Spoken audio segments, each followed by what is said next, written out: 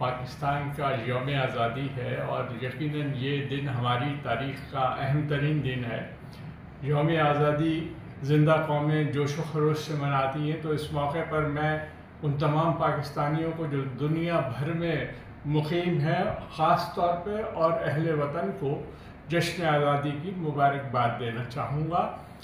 आज का दिन ख़ुद एहतसाबी का भी दिन है कि हमें ये सोचना चाहिए कि जिन मकासद का हमने आज से 77 बरस पहले तयन किया था, उनके हुसूल के सिलसिले में हम कहाँ तक कामयाब रहे हैं और हमें किन नाकामियों का सामना करना पड़ा है। यकीनन कामयाबियों की एक तवील फहरिस्त है, लेकिन कुछ ऐसी नाकामियाँ भी हैं कि जिस पर गौर करने की ज़रूरत है और बेहतर हिकमत अमली बनाने की ज़रूरत है। मैं समझता हूँ कि कामयाब रियासत वही है कि जो अपने अवाम को बुनियादी ज़रूरियात मुहैया करे। तालीम, सेहत, सिक्योरिटी जैसे मामलात में हम अब भी दुनिया के दीगर ममालिक के मुकाबले में बहुत पीछे हैं। इस पर काम करने की बहुत ज़रूरत है ताकि हम कायद-ए-आज़म के उस फरमान को जो 11 अगस्त 1947 को उन्होंने कॉन्स्टिट्यूंट असम्बली के फ्लोर पे कहा था कि पाकिस्तान एक मॉडर्न डेमोक्रेटिक वेलफेयर स्टेट होगी,